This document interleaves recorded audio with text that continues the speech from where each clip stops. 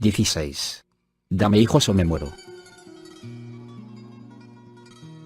El despertamiento es imperioso para detener las puertas del infierno, abiertas como nunca en esta generación. Necesitamos y decimos que queremos despertamiento. Sin embargo, los cristianos pulcros y superficiales del presente quisiéramos el cielo abierto y el despertamiento realizado por el procedimiento cómodo de las máquinas que llamamos tragaperras. Pero Dios no ha mecanizado su glorioso poder para adaptarlo al embrague de la maquinaria religiosa de nuestros días. Deseamos que venga el despertamiento a nosotros como vino en las Nuevas Hébridas, dijo hace poco un pastor. Pero, hermanos, el despertamiento no vino a las islas del Pacífico con solo desearlo. Los cielos fueron abiertos y el gran poder de Dios sacudió aquellas islas porque, frágiles hijos del polvo, se santificaron con ayuno y convocaron una solemne asamblea y esperaron con lágrimas, sin cansarse en sus esfuerzos ante el trono del Dios vivo. Vino aquel gran engendramiento espiritual porque aquel que buscó una virgen pura para engendrar su santo hijo, halló un pueblo de virginal pureza en sus almas. Almas de visión y pasión ardiente, no tenían ningún doble motivo al orar. No había en ellos la necesidad de salvar la cara a alguna denominación decayente. Dios no les movía la envidia de otro grupo de cristianos que les sobrepasara en crecimiento, sino que estaban celosos solamente por Jehová de los ejércitos, cuya gloria estaba en el polvo, las murallas arruinadas y las puertas quemadas con fuego. Para atraer el derramamiento del Espíritu Santo, una iglesia fundamentalista, asentada en la Biblia, no es motivo suficiente. Existen millones de iglesias así en el mundo. Una señorita y un joven de 17 años pueden ser aptos para ser padres, y hasta pueden estar casados legalmente, pero, ¿hace esto imperativo el engendrar? ¿Tendrán seguridad financiera para cubrir totalmente los gastos? ¿Son maduros mentalmente para educar a sus hijos? El despertamiento moriría en una semana en muchas de nuestras iglesias bíblicas, pues, ¿dónde están las madres en Israel para cuidar a los recién nacidos? ¿Cuántos de nuestros creyentes son realmente capaces para traer un alma de las tinieblas a la plena luz de Cristo? Sería tan lamentable tener nacimientos espirituales en la presente condición de algunas de estas iglesias como poner un bebé en manos de un retrasado mental. El nacimiento de un hijo natural es precedido por meses molestia y trabajo. Así es el nacimiento de un hijo espiritual. Jesús oró por su iglesia, pero para lograr su nacimiento espiritual se dio a sí mismo a la muerte. Pablo oraba noche y día, con vehemencia por la iglesia, y además estaba de parto por los pecadores. Cuando Sión estuvo de parto engendró hijos, leemos en el Antiguo Testamento. Aun cuando los predicadores claman semana tras semana, tenéis que nacer otra vez. ¿Cuántos de los actuales predicadores pueden decir con Pablo, aunque tuvierais 10.000 años en Cristo, no tenéis muchos padres, pues yo os engendré en Cristo Jesús por la palabra verdadera del Evangelio? Él les dio a luz. No dice simplemente que oró por ellos, sino que los hizo nacer con esfuerzo similar al de una madre que da a luz hijos. Si durante el último siglo los alumbramientos físicos hubieran sido tan escasos como los nacimientos espirituales, la raza humana casi se habría extinguido. Tenemos que orar para vivir la vida cristiana, decimos, pero la verdad es que debemos vivir la vida cristiana para orar de veras. Si estuvierais en mí, pedid, o sea, orad. Ya sé que pedir incluye solicitar a Dios la salvación de nuestros amados. Pero orar es más que pedir. Orar es ponernos a nosotros mismos bajo el dominio del Espíritu Santo a fin de que Él pueda obrar en y por nosotros aquello que le pedimos. En el primer capítulo del Génesis vemos que cada cosa creada con vida produce fruto según su especie. Del mismo modo, las almas realmente regeneradas deben producir otros regenerados. A los evangelistas se nos atribuyen muchos éxitos que no son realmente nuestros. Hay una mujer en Irlanda que ora horas enteras. Cada día ora por este pobre martillo de Dios que escribe estas líneas. Muchos cristianos me han dicho, no pasa ningún día que no ore por usted. Estos cristianos han engendrado muchas almas que se me atribuyen a mí, mientras que yo no soy sino la comadrona de tales nacimientos espirituales. A veces pienso que los predicadores que más atraen los ojos del público serán los menos recompensados. Por ejemplo, conozco predicadores que predican hoy sermones que predicaron 20 años atrás, los cuales antes fueron fructíferos y hoy no. ¿Por qué? Estos predicadores oraban años atrás, hoy apenas lo hacen. Uno me dijo, es cierto, hermano, que ahora no oro tanto como lo hacía antes, pero el Señor ya lo comprende. Sí, Él comprende, pero no nos excusa por estar más ocupados que lo que Él quiere que estemos. Es verdad que la ciencia ha aliviado algunos de los sufrimientos de nuestras madres al dar hijos al mundo, pero la ciencia nunca podrá suprimir los largos meses de embarazo. Del mismo modo, nosotros los predicadores hemos hallado medios fáciles de conseguir que la gente se levante para aceptar a Cristo, o que demuestren sus deseos de ser llenos del Espíritu Santo. Se dice a la gente que solo levanten el brazo, y que lo hagan pronto. Los gemidos de arrepentimiento al pie del altar han sido eliminados. Para ser llenos del Espíritu Santo se dice a la gente, poneos tan solo de pie donde estáis y el evangelista orará por vosotros y seréis llenos. ¡Qué vergüenza! Hermano, antes de que tenga lugar el milagro del verdadero avivamiento y el nuevo nacimiento de almas, son necesarios los dolores de parto. La venida de un bebé al mundo transforma el cuerpo de la madre.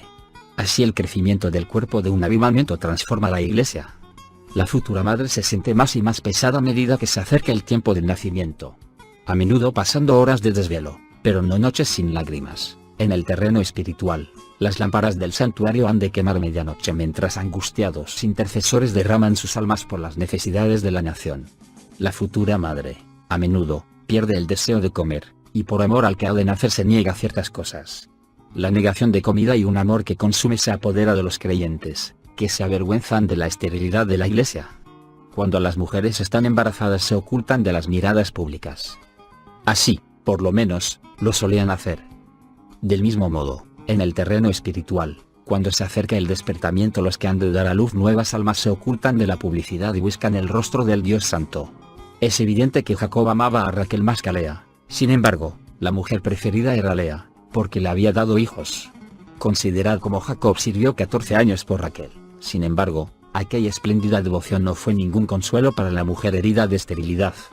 Sin duda, Jacob demostró su amor cargándola de joyas como era costumbre en aquellos días, pero las fruslerías externas no la consolaban, y aunque Raquel era hermosa de vista, su esterilidad no hallaba compensaciones en su hermosura o en la admiración de otros.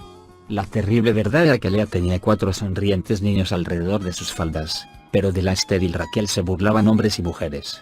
Puedo imaginarme a Raquel con los ojos rojos de llorar, más que los de Lea, y con su cabello desordenado, desesperada por su esterilidad, clamando con un grito penetrante, «Dame hijos o me muero». Génesis 32.1.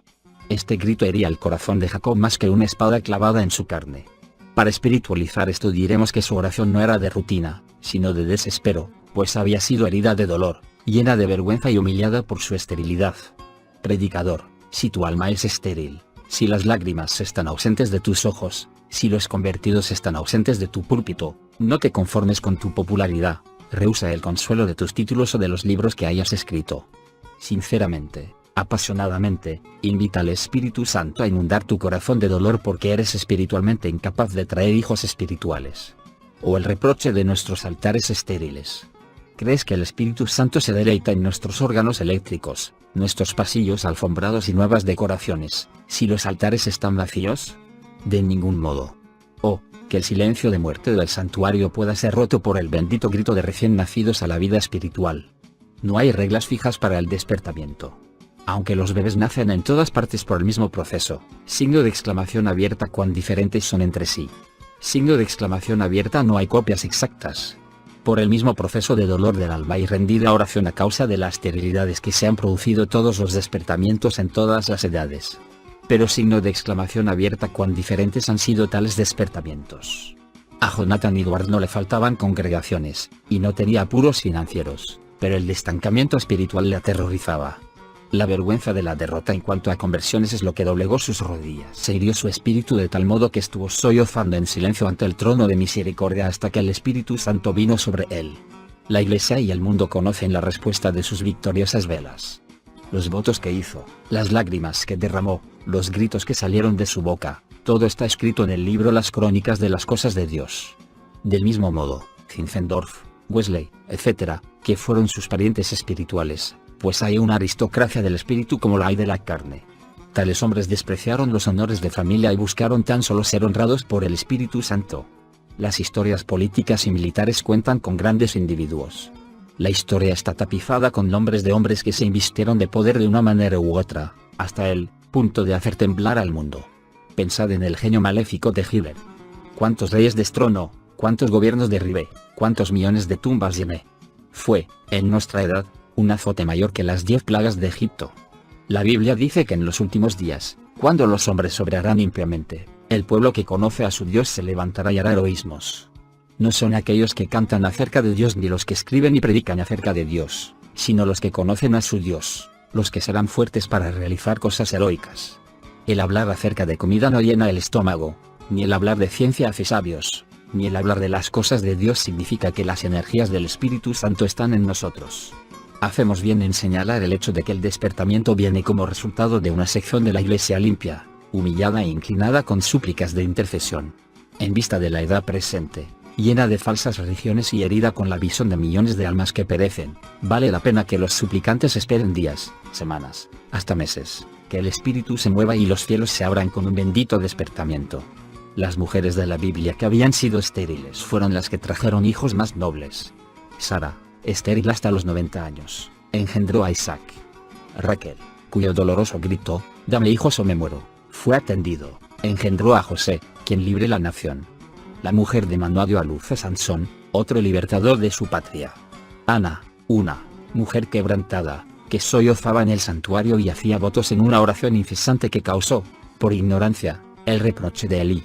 Estaba derramando su alma ante Dios, signo de exclamación abierta, y recibió como respuesta a Samuel, que vino a ser el gran profeta de Israel. La estéril viuda, Ruth, halló misericordia y dio a luz a Obed, quien engendró a Jesé, el padre de David, de cuya descendencia vino nuestro Salvador. De Elizabeth, estéril por muchos años, vino Juan el Bautista, de quien dijo Jesús mismo que no ha habido otro profeta más grande entre los nacidos de mujer. Si la vergüenza de la esterilidad se hubiese apoderado de estas mujeres, signo de exclamación abierta, ¿qué hombres más poderosos habría perdido la historia? Como el niño concebido da pronto señales de vida saltando dentro del seno de la madre, así es con el despertamiento. En el siglo XVI, Knox parodia el grito de Raquel, signo de exclamación abierta, «Dame Escocia o me muero». Knox murió, pero mientras Escocia viva le recordará. Zinzendorf tuvo un gran dolor y vergüenza por el estado infructífero y sin amor de los moravos. 0R6 ardientemente hasta que el Espíritu Santo trajo de repente un gran despertamiento. El día 13 de agosto de 1737, a las 11 de la mañana, empezó el despertamiento moravo en una reunión de oración que ha durado 200 años, pues de aquella reunión vino un movimiento misionero que ha alcanzado los fines de la tierra. La Iglesia de nuestros días debería estar embarazada de apasionada propagación, mientras que lo que está es embarazada con una débil e ineficaz propaganda. Sin duda, los métodos de dar a luz han cambiado con los adelantos de la ciencia, pero decimos otra vez que la ciencia y nuestros bien apreciados doctores no pueden evitar los 9 meses de embarazo. Hermanos, estamos perdidos por falta del elemento tiempo. El predicador y la Iglesia demasiado ocupados para orar, están más ocupados que lo que el Señor quiere. Si se entregaran a la oración a tiempo, tendrían almas en el tiempo. Si reconocemos nuestra impotencia espiritual e invocamos su nombre, Él hará brillar nuestra luz como la luz del día. La Iglesia tiene montones de consejeros, pero, ¿dónde están los intercesores hasta la agonía? Las iglesias que se alaban siempre de sus grandes auditorios tienen que admitir su bajo nivel en cuanto a nacimientos espirituales. Podemos acrecentar nuestras iglesias sin acrecentar el reino de Dios. Conozco una familia en la cual todos los hijos son adoptados, y muchos de nosotros, los predicadores, tenemos más hijos adoptivos que naturales. El enemigo de la multiplicación es el estancamiento. Cuando los creyentes a los cuales faltan nacimientos se sientan apesadumbrados y la esterilidad espiritual nos aburre, latiremos con santo temor y oraremos con santo fervor y se producirá fertilidad santa. En el despacho de Dios no hay días de pago, pues el precio del despertamiento es siempre el mismo, dolor de parto. Seguramente esta raza arruinada requiere un despertamiento. Estoy totalmente persuadido de que hay quienes en las horas de insomnio de la noche, pensando en su esterilidad espiritual, se apoyan en la soberanía de Dios diciendo, cuando Él quiera darnos un despertamiento, el despertamiento vendrá. Esto es tan solo media verdad. ¿Queréis decir que Dios está complacido de que 83 personas por minuto mueran sin Cristo? ¿Habéis descendido a creer que el Señor quiere que muchos perezcan? ¿Os atreveréis a decir lo que me parece una blasfemia, que cuando Dios decida levantar su pie y esparcier a sus enemigos vendrá la visitación? De ningún modo. Citad un versículo parcialmente y haréis decir a la Biblia lo que queráis. Por ejemplo, Dios es poderoso para hacer, abundantemente, más de lo que pedimos o entendemos, pero separan aquí, en Dios es poderoso para hacer, y no se preocupan del resto del versículo. Este versículo, mal citado, deja la falta de despertamiento en las gradas del trono de Dios, pero terminado el texto, Él es poderoso para hacer según el poder que obra en nosotros. Así termina el versículo, y significa que el canal para el despertamiento puede estar bloqueado. Significa que Dios no puede hacer en esta edad lo que hizo en otras, a causa de la falta de poder que hay en la Iglesia. La falta de despertamiento es nuestra falta. Finney dijo, Dios está dispuesto a enviarnos un despertamiento, y podemos tenerlo según el poder que obra en nosotros. La promesa es: recibiréis poder del Espíritu Santo que vendrá sobre vosotros. Este no es poder simplemente para hacer milagros, pues antes de Pentecostés los discípulos hicieron milagros, recordad que echaron demonios. No es solamente poder para organizar, poder para predicar, poder para traducir las escrituras, poder para entrar en nuevos territorios. Todo esto es bueno, pero, ¿tenemos poder del Espíritu Santo para derribar las fortalezas del diablo y obtener las promesas de Dios? Delincuentes amados serán condenados si no han sido librados del dominio del diablo. El infierno no tiene otra cosa peor a temer que una iglesia ungida con el poder de la oración. Queridos hermanos, desechemos todas las nimiedades, olvidémonos de los distintivos denominacionales y entreguémonos a oración continua y al misterio de la palabra, pues la fe viene por el oír.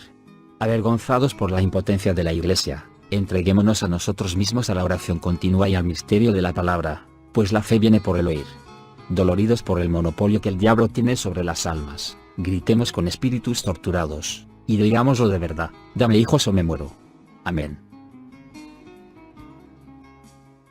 Los hombres y las mujeres cristianos capaces de renunciar a sí mismos son la ética esencial de la Iglesia cristiana. Dr. Carlos Inuood. Ahora yo dejo de hablar a las criaturas y me dirijo a ti, oh Señor. Ahora empiezo mi conversación con Dios, que nunca será interrumpida. Adiós, Padre y Madre, amigos y parientes, adiós, comida y bebida, adiós, mundo, con todos sus deleites, adiós, sol, luna y estrellas. Bienvenido, Dios y Padre mío, bienvenido, dulce Jesucristo, mediador del nuevo pacto, bienvenido, Espíritu Santo, Dios de toda consolación, bienvenida, gloria, bienvenida, muerte. El doctor Mateo Melcao estuvo delante de los verdugos, y como su primo mártir se retorcía de dolor al tirar el verdugo de la cuerda, se asió a sus oscilantes piernas para apresurar su muerte. Y así partió para estar con Cristo. Hugo Kyle, con su dulce sonrisa de muchacho. Será una bienvenida, habrá dicho, pues el espíritu y la esposa dicen: ven. Del martirio de Hugo Kyle. 17. La hez del mundo. ¿Qué es la hez del mundo? 12 Corintios 4:13. ¿Es la polilla social de la cual nace el sindicato del crimen? ¿Es el genio del mal operando en las esferas internacionales? ¿Es Babilonia? ¿Es Roma? ¿Es el pecado? ¿Es una legión de malos espíritus que llevan este repulsivo título? ¿Qué es? Un millar de suposiciones sobre esta pregunta podría traer un millar de respuestas diferentes, todas desacertadas. La verdadera respuesta es la misma antítesis de lo que podríamos esperar. Esta hez del mundo no son hombres ni demonios. No es lo malo, sino lo bueno, y no solamente bueno, sino lo mejor de todo. No es material, sino espiritual. No es de Satanás, sino de Dios. No es la iglesia, sino un santo. No es solo un santo, sino lo más santo de entre los santos. Nosotros los apóstoles, dice Pablo, somos la hez de este mundo. Mayor que luego, para añadir injuria al insulto, eleva la infamia y profundiza la humillación, añadiendo: nosotros los apóstoles somos la escoria de todas las cosas. 1 Corintios 4:13.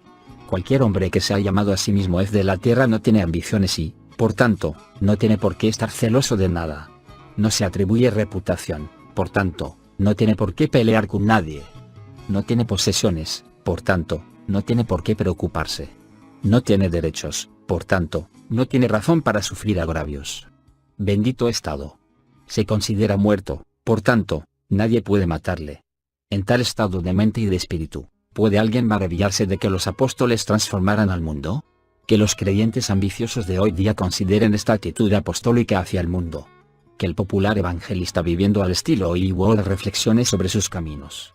Lo que dolía a Pablo más que sus 195 azotes, 3 apedreamientos y 3 naufragios, era la crítica contenciosa y carnal de la gente de Corinto. Esta iglesia estaba dividida por rivalidades carnales y por dinero. Algunos habían subido a las alturas de la fama y eran los primeros comerciantes de la ciudad. Por esto Pablo les dice: vosotros habéis reinado como reyes sin nosotros. Considerad los contrastes de 1 Corintios 4:2.8. Vosotros estáis llenos, sois ricos, habéis reinado como reyes sin nosotros. Nosotros somos necios por amor de Cristo, débiles, despreciados, andamos desnudos y vagabundos. Verso 11. Somos hecho un espectáculo al mundo, a los hombres y a los ángeles. No era difícil para Pablo, después de todo esto, declararse a sí mismo el menor de todos, pero, Luego, Pablo dirige toda esta verdad contra aquellos cuya fe había perdido su enfoque.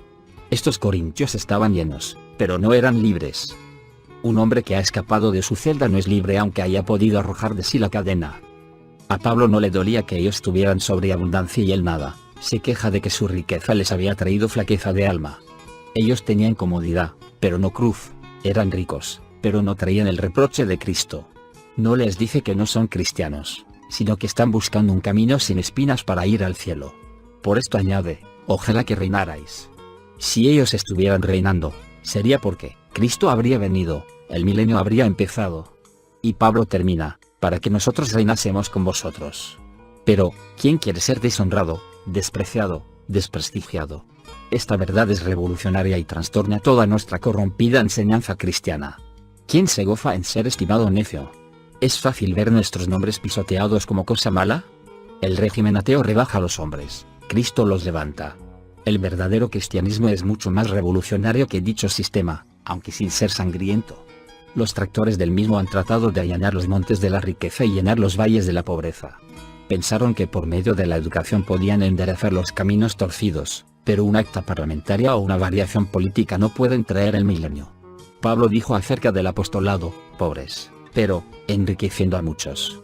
Gracias a Dios la bolsa de Simón el mago no atrae la atención del Espíritu Santo. Si nosotros no hemos aprendido todavía cómo tratar con el mamón injusto, ¿cómo nos serán confiadas las verdaderas riquezas? Así que Pablo, un hombre social y materialmente en bancarrota, catalogado entre la hez del mundo, pudo entender que, como hez, tendría que ser pisoteado por los hombres. Aun cuando podía responder a los filósofos epicúreos en la colina de Marte, sin embargo, por amor de Cristo, estaba dispuesto a ser tratado como loco. En cuanto a Jesús, el antagonismo del mundo fue fundamental y perfecto. Hermanos, ¿es esto lo que elegimos?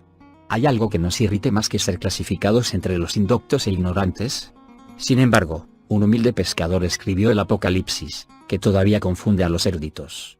Estamos sufriendo hoy día una plaga de ministros que se preocupan más de llenar sus cabezas que de encender sus corazones. Si un predicador tiene inclinaciones por la cultura, que obtenga sus grados antes de entrar en el ministerio, pues cuando se encuentre ocupado en una labor tan importante, 24 horas al día no le serán suficientes para llevar los nombres de su rebaño ante el gran pastor y prepararles su alimento. El hecho es que las cosas espirituales tienen que ser discernidas espiritualmente, no psicológicamente. Ni Dios ni sus juicios han cambiado. Todavía es su prerrogativa esconder las cosas de los sabios y entendidos y revelarlas a los niños. Y los niños, hermanos, no tienen intelectos colosales. La iglesia de esta hora se envanece a cada momento con los altos títulos de sus ministros, pero paraos un momento antes de envaneceros en la carne. Estamos teniendo una época muy baja en nacimientos espirituales. Y el diablo nos asusta, hermano Apolos, de tu catarata de palabras elocuentes. La línea de demarcación entre el mundo y el cristianismo es bien distinta y significa descrédito. Los peregrinos de Juan Bunyan, pasando por la feria de vanidad, eran todo un espectáculo. Su vestido, palabras, intereses y sentido de los valores se diferenciaban enteramente de la gente mundana. ¿Son así nuestras vidas hoy? Durante la última guerra un general inglés dijo, tenemos que enseñar a nuestros hombres a odiar, pues si no odian no lo usarán. Hemos oído mucho, aunque no lo suficiente, respecto al amor perfecto, pero también necesitamos conocer el airaos y no pequéis. El creyente lleno del Espíritu aborrecerá la iniquidad, la injusticia, la impureza y luchará contra todas estas cosas. Porque Pablo odiaba al mundo, el mundo odiaba a Pablo. Nosotros necesitamos también esta disposición a la oposición. Stanley escribió su África oscura y el general Wood su Inglaterra oscura en medio de la más aplastante oposición. El primero vio los altos e impenetrables bosques con sus rugientes leopardos, sutiles serpientes y habitantes de las tinieblas. Guillermo Wood vio las calles de Inglaterra como Dios las veía, con su concupiscencia, pecado, juegos, prostitución, y levantó un ejército de Dios para combatir estas cosas. Nuestras aceras de enfrente son ahora nuestros campos de misión. No hagáis caso de la cultura y de las buenas maneras, pues una señora bien educada y de hablar suave puede estar tan lejos de Dios como una madre mau mau vestida de hierba. Nuestras ciudades viven sumergidas en la impureza. Un cristiano que llena su cerebro, noche tras noche, de cuentos de la televisión, llegará a tener un cerebro seco y un alma en bancarrota. Haría mejor de pedir a Dios que le quitara de este mundo, si está tan enamorado de esta era licenciosa que la ceguera del pecado no arranca lágrimas de su alma. Cada calle de nuestras ciudades es un río de borracheras, divorcios, oscuridad diabólica y condenación. Si tomáis partido en contra de todo esto, no extrañéis, hermanos lectores, que el mundo os aborrezca. Si fuerais del mundo, el mundo amaría lo suyo. Pablo declara rotundamente, el mundo me es crucificado a mí. Esto está fuera del alcance de los cristianos del siglo XX. El Gólgota fue testigo de multitudes que venían a ver la humillación de los malhechores que ahí eran ejecutados. El lugar de crucifixión era un carnaval de burla y menosprecio. Pero, ¿quién iba a la mañana siguiente a ver las víctimas? Solamente las águilas y los buitres para arrancarles los ojos y destrozar sus costillas. El espectáculo tenía que ser repugnante. Del mismo modo, Pablo, crucificado al mundo, era repugnante para el mundo. Podríamos nosotros repetir interiormente, con labios temblorosos, esta frase, ¿el mundo me es crucificado a mí? Solo cuando seamos de tal modo muertos al mundo, con toda su pompa y placeres pasajeros, podremos sentir la libertad que Pablo conoció. El hecho cierto es que nosotros, los seguidores de Cristo, respetamos al mundo, sus opiniones, alabanzas y títulos. Un crítico moderno dijo que los creyentes tenemos el oro como nuestro Dios y la ciencia como credo. El que se enoje es que le duele. Sin embargo, en este mismo año de gracia conozco algunos creyentes de ambos lados del Atlántico que visten trajes de segunda mano a fin de ahorrar su dinero para la obra de Dios y que, como Pablo, se hacen necios por amor al Evangelio. Este bendito hombre de Dios, para quien el mundo le era crucificado, era considerado como loco. Sin embargo, Pablo presentó de tal modo su mensaje que otros buscaron su muerte porque su negocio corría peligro. Estos benditos apóstoles, con su santo y saludable desprecio del mundo, ¿cómo nos avergüenzan? Como dijo cierto poeta, siguieron la senda que asciende hacia el cielo con grandes peligros, angustia y dolor. Oh Dios, danos gracia, espíritu y celo a fin de seguirles con igual fervor. Pronto vendrá el adiós a la mortalidad y bienvenida a la eternidad. Por eso te deseo, querido lector, un año de abnegado servicio para aquel que tanto se sacrificó por nosotros, para que nosotros también podamos terminar nuestra carrera con gozo. Hermanos, ¿vale la pena hacer tanto ruido juntándonos noche tras noche y mes tras mes, si nosotros mismos no estamos bien con Dios? Yo debo preguntarme a mí mismo, ¿es mi corazón puro? ¿Son mis manos limpias? Comentario del despertamiento en las Nuevas Hébridas.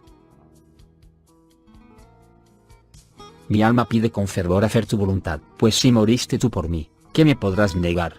Desconocido. El lugar de oración es fructífero lugar, do el espíritu cobija, con cuidado maternal, los mejores pensamientos que se hacen realidad. Los engendramientos de almas tan solo tienen lugar en la cámara secreta de la oración, nada más. Harold Roque. El despertamiento no es más milagro que una cosecha de trigo. El despertamiento viene del cielo cuando almas heroicas entran en conflicto, determinadas a vencer o morir, o si es necesario, vencer y morir. En el reino de los cielos se hace fuerza y los valientes lo arrebatan. Carlos G. Finney. La causa de Dios está encargada a los hombres. Dios mismo confía en los hombres.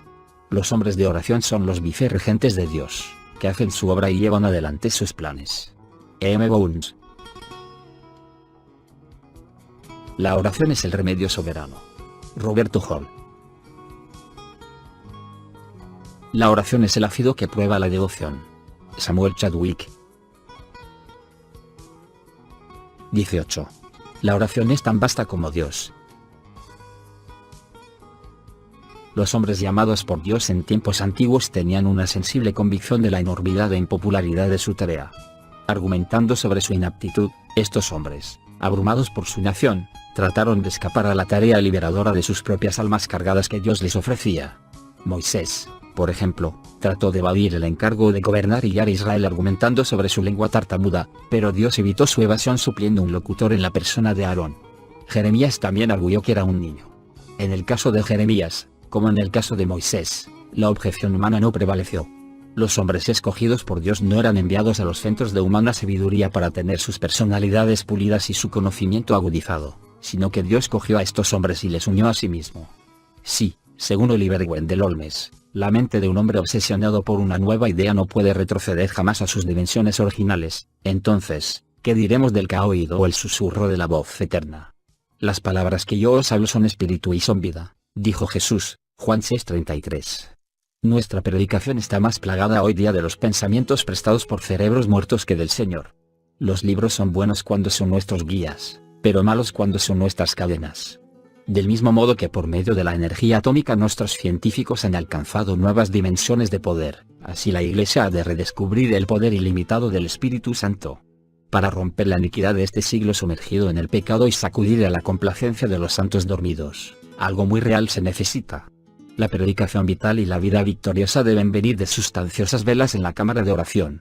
Alguien dijo, debemos orar si queremos vivir una vida santa. Mayor que sí, pero debemos vivir una vida santa si queremos orar. Acordaos de David, que dice, ¿quién subirá al monte del Señor? El limpio de manos y puro de corazón. Salmo 24 2.3 y 4. El secreto de la oración es orar en secreto. Los libros sobre la oración son buenos, pero no son suficientes. Ocurre con los libros como con las hermosas cocinas, son muy buenas, pero de nada sirven si no se condimentan ellas. Así puede uno leer una biblioteca entera de libros sobre la oración, pero no obtener ni una brizna más de poder en la oración. Debemos aprender a orar, y debemos orar para aprender a orar. Puede ser una pérdida de tiempo para un enfermo leer el mejor de los libros sobre salud física, si no hace nada más. Así puede uno leer acerca de la oración y maravillarse de la paciencia de Moisés, conmoverse por los llantos de Jeremías y, sin embargo, no ser capaz de empezar con el ABC de la oración intercesoria. Como el cartucho en el morral no consigue caza, así el corazón que no está cargado de ansiedad por las almas no obtiene victorias. En el nombre del Señor os ruego que la oración alimente vuestra alma como las comidas alimentan vuestros cuerpos, dijo el fiel Fenelón. Henry Martin escribió, yo me atribuyo mi presente ineficacia a la falta de tiempo suficiente y tranquilidad para la oración privada. Signo de exclamación abierta o, que pueda ser yo un hombre de oración. Un antiguo escritor dijo, mucha de nuestra oración es como el muchacho que llama a una puerta y echa a correr antes de que vengan a abrirla. Mayor que podemos estar seguros de esto, el más grande terreno por descubrir son los recursos de Dios en respuesta a la oración. ¿Quién puede decir lo que es capaz de hacer el inconmensurable poder de Dios? Se puede calcular el peso del mundo, las medidas de la ciudad celestial, contar las estrellas del cielo, medir la velocidad de la luz y el tiempo de la salida y la puesta del sol, pero no podéis calcular el poder de la oración. Pues el poder de la oración es tan vasto como Dios, porque Dios está detrás de él. La oración es tan poderosa como Dios, porque Él se ha comprometido a responderla. Que Dios tenga piedad de nosotros, ya que en este, el más alto y más noble de todos los empleos para la lengua y para el espíritu, estamos encallados. Si Dios no nos ilumina en la cámara secreta, estamos en tinieblas. Ante el tribunal del juicio de Cristo el asunto más embarazoso para cada creyente será su falta de oración. He aquí un magnífico pasaje del venerado Juan Crisóstomo, la potencia de la oración ha dominado la fuerza del fuego, puesto corcel a furiosos leones, sosegado tumultos, extinguido guerras, apaciguado los elementos, arrojado demonios, roto las cadenas de la muerte, abierto las puertas del cielo, curado enfermedades, descubierto fraudes, salvado ciudades de la destrucción, ha detenido el sol en su curso y los rayos de caer sobre la tierra. La oración es la armadura todo suficiente, el tesoro ilimitado, la mina que nunca ha quedado exhausta, el cielo jamás cubierto de nubes. Es la raíz, la fuente, la madre de mil bendiciones. ¿Son estas palabras de Crisóstomo simple retórica para hacer superlativa una cosa común? La Biblia es testigo de que no hay ninguna exageración en ellas.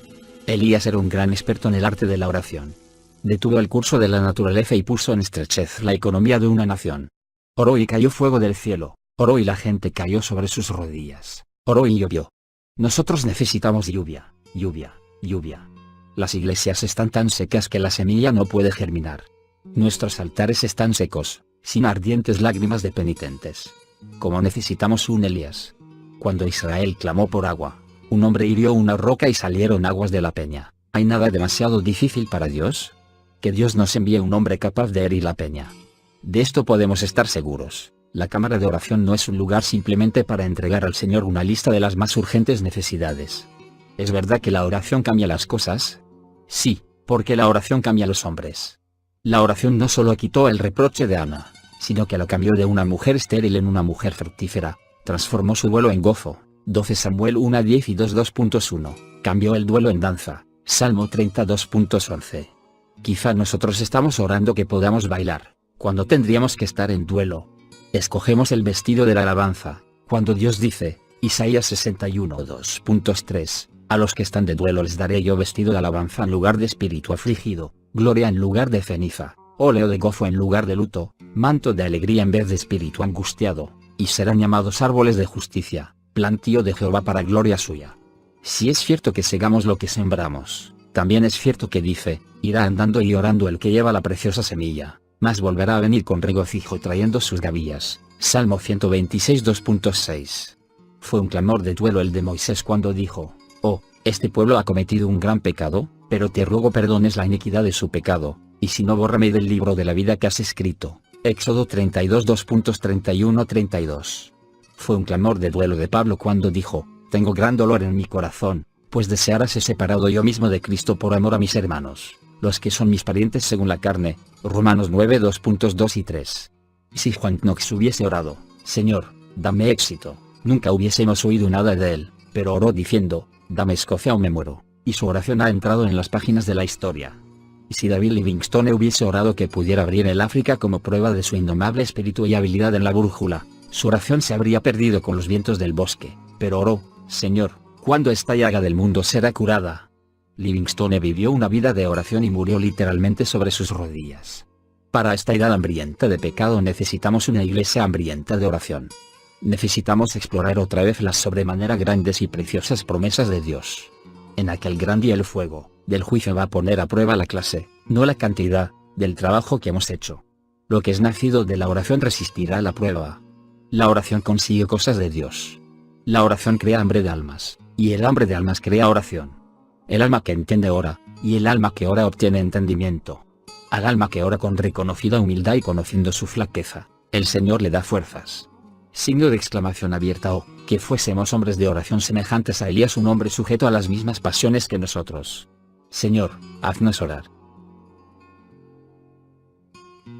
En una grande iglesia con capacidad para 1000 personas hay una tabla con esta inscripción puesta en memoria de Juan Gedie. Cuando desembarcó aquí en 1848 no había cristianos, cuando salió en 1872 no había paganos. De las memorias de Juan Gedie, el padre de las misiones presbiterianas en los mares del sur. Desde el día de Pentecostés no ha habido ningún gran despertamiento espiritual, en ningún país, que no haya empezado en una unión para la oración, aunque fuera solamente de 2 o 3. Ni el despertamiento ha continuado después que se han terminado las reuniones de oración. Dr. A. T. Pierson. 19. ¿Cómo va la iglesia? Así va el mundo. Se necesitan hombres incandescentes para esta medianoche espiritual.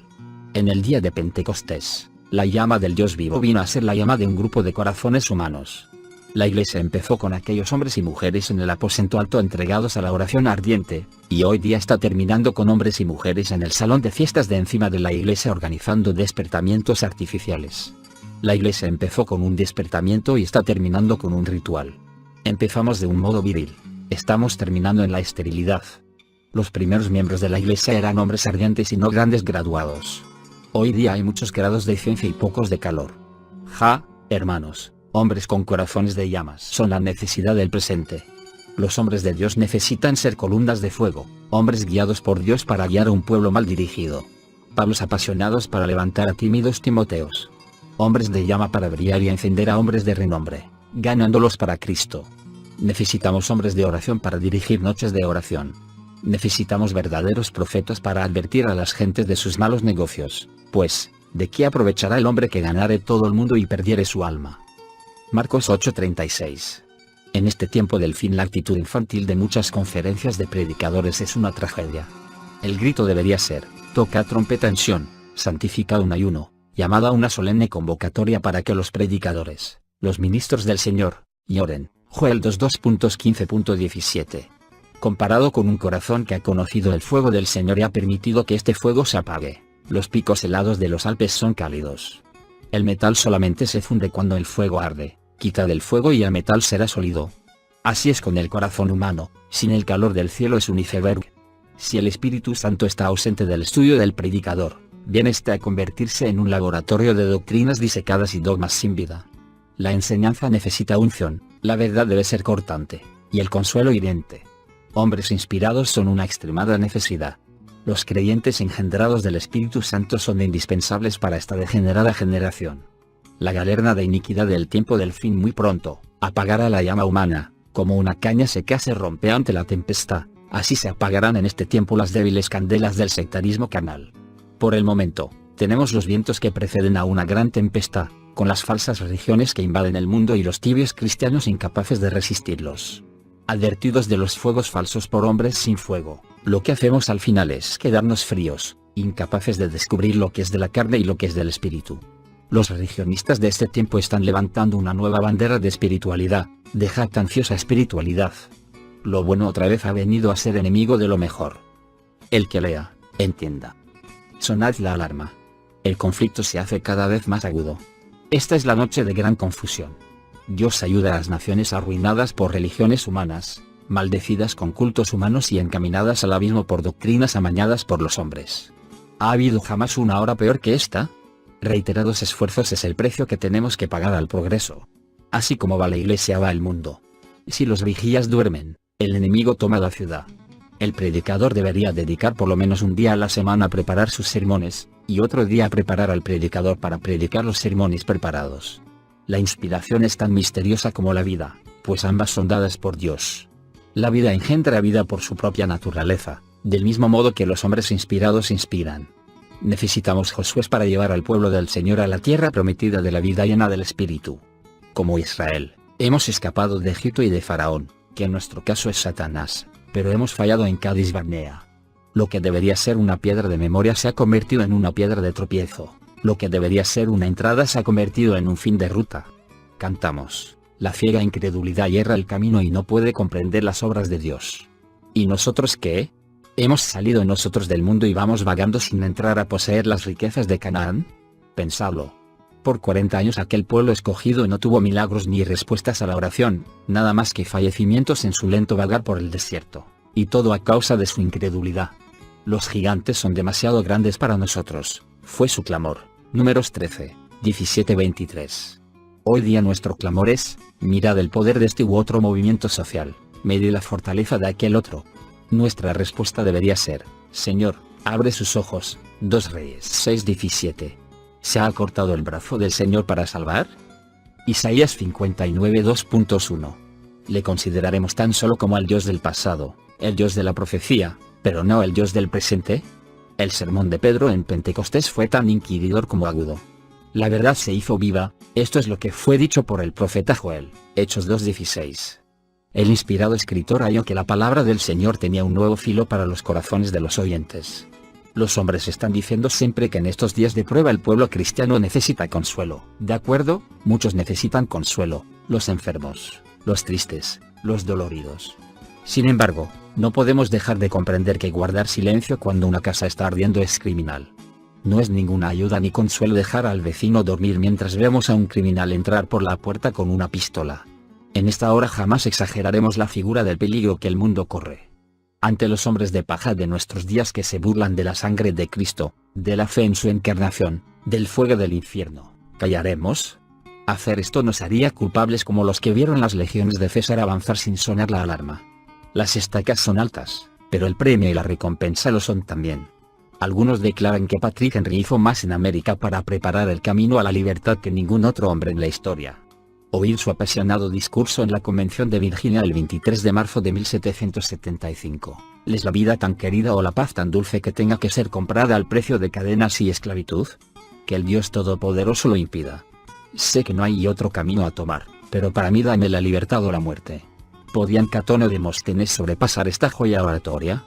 ¿Podemos nosotros traducirla en nuestro caso? La terrible esclavitud que existe hoy en gran parte del mundo y amenaza al resto de la humanidad, no es un cuento.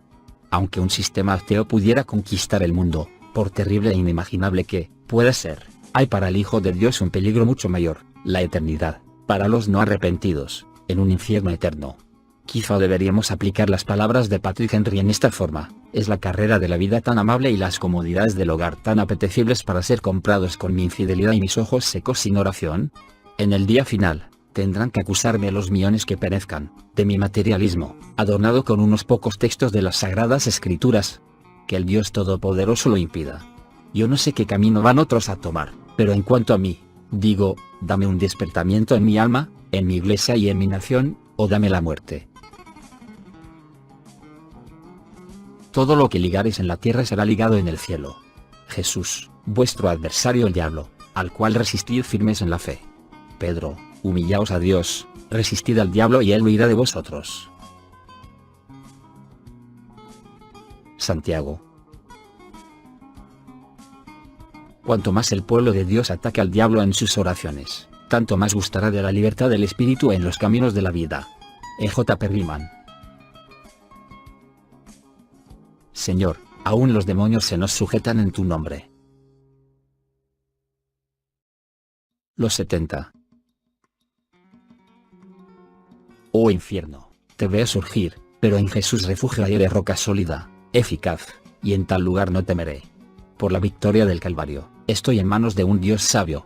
Autor desconocido, si las huestes del infierno me amenazan con tesón, con su indecible malicia, yo tengo la protección de Cristo mi Salvador. Su poder es superior. Isaac Watts. 20. Conocido en el infierno. Algunos predicadores dominan sus asuntos y algunos asuntos dominan al predicador. De vez en cuando encontramos algún predicador que es dueño de ambas cosas y domina también su asunto. El apóstol Pablo era de esta categoría. Miremos a Pablo en Efeso, Hechos 19. 7 hombres están tratando de usar una fórmula religiosa sobre una víctima del tipo de la de Gadara. 1. Pero el usar términos teológicos o versículos de la Biblia contra hombres poseídos por el demonio es tan ineficaz como lanzar bolas de nieve contra el peñón de Gibraltar con la esperanza de derribarlo. Un solo hombre, controlado por el demonio, fue un pugilista capaz de propinar una buena paliza a los 7 tontos psicópatas. Mientras los 7 hijos de Seba huían por las calles descamisados y avergonzados, el hombre poseído por el espíritu inmundo aumentaba su guardarropía con 7 trajes. Por esto los 7 fugitivos, heridos y temerosos, se vieron obligados a contar la historia. De este modo Dios tomó su locura en gloria para Cristo, pues el nombre del Señor fue grandemente temido y ensalzado. Muchos espiritistas de aquella época fueron deconvertidos, judíos y griegos fueron salvos. Y en una hoguera pública destrozaron y quemaron libros de falsos cultos por valor de 50.000 piezas de plata. Así se cumplió. La ira del hombre te acarreará alabanza. Escuchad el testimonio del demonio. A Jesús conozco y sé quién es Pablo, pero vosotros, ¿quiénes sois? Esta es la más alta alabanza que la tierra o el infierno. 1. Mateo 8 2.134. Pueden conceder a una persona, ser considerado por el enemigo como identificado con Jesús. ¿Cómo consiguió esto el apóstol Pablo? ¿Por qué los demonios conocían a Pablo? ¿Es que le habían apaleado también a él, o él les había apaleado a ellos? Ciertamente. Considerad por un momento la historia de Pablo. Dios y Pablo estaban en términos muy íntimos. Le habían sido concedidas grandes revelaciones, sus servidores eran ángeles y sus humildes manos eran en gran manera poderosas. Sus palabras llenas de poder del Espíritu de Dios rompieron los grillos del alma de una muchacha atada por el demonio, a la cual los hombres usaban como adivina. En Corinto, la ciudad más corrompida del mundo greco-romano, este poderoso Pablo cayó cimientos en el pantano del desaliento y a las mismas puertas de la corte diabólica estableció una iglesia. Más tarde arrebató almas frente a las mismas narices de César, miembros de su propia corte. Ante los reyes Pablo se hallaba como en su casa, pues dijo, me siento por dichoso, oh rey Agripa. Pablo trastornó, asimismo, la capital intelectual del mundo, la colina de Marte, hablándoles de una verdad, la de la resurrección, que confundió a sus cultos oyentes. Mientras Pablo vivió, el infierno no tuvo paz. ¿Cuál era la armadura de Pablo? ¿Dónde había afilado su espada? Más de una vez Pablo usó la expresión, estoy persuadido, y aquí radicaba el secreto. Verdades reveladas le habían hecho sabio. La palabra, como el ceflor mismo, son inmutables. El áncora de Pablo estaba echada en las profundidades de la fidelidad de Dios. Su hacha de batalla era la palabra del Señor, su fortaleza, la fe en esta palabra. El Espíritu avisaba a Pablo de la próxima estrategia del adversario, cuyas maquinaciones no le eran ocultas, por esto el infierno sufría derrotas. Cuando unos hombres impíos quisieron asesinar a Pablo, un muchachito descubrió el complot y los hombres y los demonios tuvieron un fracaso. Signo de exclamación abierta a la espiritualidad, que salva a los hombres del infierno y los preserva de pecados vulgares, es maravillosa, pero yo creo elemental. Cuando Pablo fue a la cruz, el milagro de la conversión y regeneración tuvo lugar, pero cuando más tarde llegó a la cruz, tuvo lugar el mayor milagro, el de su identificación con Cristo. Este es, creo yo, el mayor argumento del apóstol. Ser muerto y vivir al mismo tiempo. Vosotros sois muertos, escribió Pablo a los Gálatas. Suponed que aplicamos esta expresión literalmente a nosotros mismos. ¿Somos nosotros muertos? ¿Muertos a la alabanza y a la crítica? ¿Muertos a la moda y a la opinión humana?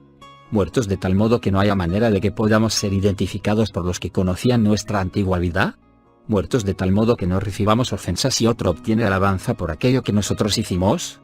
Oh dulce, sublime experiencia la de estar plenamente satisfechos por la presencia de Cristo en nuestras almas y nada más. Así podríamos cantar con Wesley: muertos al mundo, a sus vanidades, a sus pompas, vanos goces, sea Jesús mi única gloria. Sí, Pablo estaba muerto. Luego añade: pero vivo no ya yo. El cristianismo es la única religión en el mundo en que el Dios de la persona vive dentro de ella. Pablo no luchó más con la carne, ni con la suya ni con la de ningún otro, luchó contra principados, contra potestades, contra señores del mundo, gobernadores de estas tinieblas. ¿No arroja esto mucha luz acerca de por qué el demonio dijo: ¿a Pablo conozco? Pablo había estado luchando contra los poderes del demonio. En estos días modernos, el arte de atar y de Satán, al cual Cristo se refiere y que Pablo conocía también, es casi olvidado e ignorado. En el último momento de su terrena peregrinación Pablo declaró: he peleado la buena batalla. Los demonios podían haber dicho amén a esta declaración, pues ellos sufrieron más de Pablo que Pablo de ellos. Pablo era bien conocido en el infierno. Otra áncora en la cual había Pablo sujetado su alma era en la ira de un Dios santo contra el pecado. Estando, pues, poseído del temor del Señor, persuadimos a los hombres. 2 Corintios 5:11. Pablo contaba a los hombres como perdidos. La otra noche vi una proyección luminosa sobre una pantalla, pero estaba borrosa y no significaba nada. Entonces la mano del operador enfocó la imagen. ¿Qué diferencia? Así nosotros, los cristianos, necesitamos la mano divina que enfoque ante nuestros ojos el cuadro de los hombres perdidos por la eternidad. Porque Pablo amaba a su Señor con un amor perfecto, aborrecía el pecado con un odio perfecto. Por esto él veía a los hombres, no solo como pródigos, sino también como rebeldes, no solo como náufragos de la justicia, sino como conspiradores en su maldad, que necesitaban ser perdonados o castigados. Con la fiereza de su amor, ardía de ira ante la injusticia de los hombres sujetos al poder de los demonios. Por eso su lema era: una cosa hago. Él no tenía intereses personales, no tenía ambiciones, no tenía por qué hacerse popular y apreciado de las gentes para que le invitaran a predicar o compraran sus libros. No tenía ambiciones, por lo tanto, ningún motivo para sentir envidia. No tenía reputación, y por tanto carecía de motivos para pelear con otros.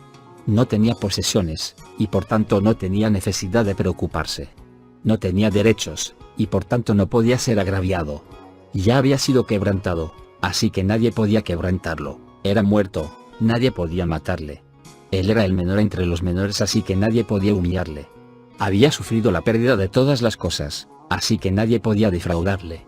¿No echa todo esto alguna luz de por qué el diablo dijera: ¿a Pablo conozco? Por causa de este hombre, intoxicado del celo de Dios, el infierno sufría muchos quebraderos de cabeza. Había todavía otra áncora a la cual el espíritu de este santo hombre se hallaba amarrado, y era la eficacia de la sangre de Jesús y su poder para salvar plenamente. Todos pecaron y están destituidos de la gloria de Dios, dice, pero Cristo es poderoso para salvar eternamente a todos los que vienen a Dios por él. Oh, que el mundo pueda conocer al Cordero que limpia de todo pecado. Para Pablo no había redención limitada. Era celote y quería serlo. A la luz de un infierno eterno, ¿qué valor tenían las cosas perecederas?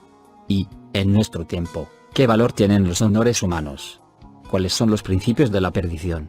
Que ahora mismo los hombres están perdidos exactamente igual como lo serán cuando mueran. Ahora mismo los hombres están en el vértice del gran torbellino de iniquidad que por fin les engullirá al infierno eterno. ¿Es esto verdad? Pablo estaba convencido de que lo era. Entonces, oh brazo del Señor, despiértate, vístete de fortaleza. Isaías 51 2.9, y hazme tu hacha de batalla y tus armas de guerra, me parece oír a Pablo decir. Otra áncora en la que Pablo estaba asegurado era: ausente del cuerpo, pero presente al Señor. 2 Corintios 5 2.8. Nada de sueña de las aunas. Nada de estado intermedio. De la vida terrena a la vida eterna. Ante el pensamiento de la eternidad, el lenguaje le falta y la imaginación se detiene. Pablo podía escribir de sus azotes, prisiones, ayunos, cansancios, dolores, etc., como una aflicción momentánea y leve, recompensada por el hecho de: así estaremos siempre con el Señor. Todas las municiones de los demonios eran malgastadas cuando intentaban atacar a Pablo. ¿Os extrañáis de que uno de ellos dijera, a Pablo conozco? La verdad final a la cual Pablo había anclado su propia alma era, debemos todos comparecer ante el tribunal de Cristo. 2 Corintios 5:10. El vivir ante los valores de la eternidad había quitado a la muerte su aguijón. Viviendo una vida recta, no tan solo rectamente, sino según el modelo hallado en la palabra santa, no se preocupaba del después. Pablo había sido hecho tan semejante a la imagen del Hijo que podría decir, lo que habéis aprendido y recibido y oído y visto en mí, esto haced, Filipenses 4:2.9. Copiar de otras copias, por lo general no es seguro, pero es seguro copiar de Pablo, pues él estaba plenamente rendido, totalmente santificado, completamente perfecto y completo en Cristo. ¿Os extraña todavía que un demonio dijera, a Pablo conozco? A mí no.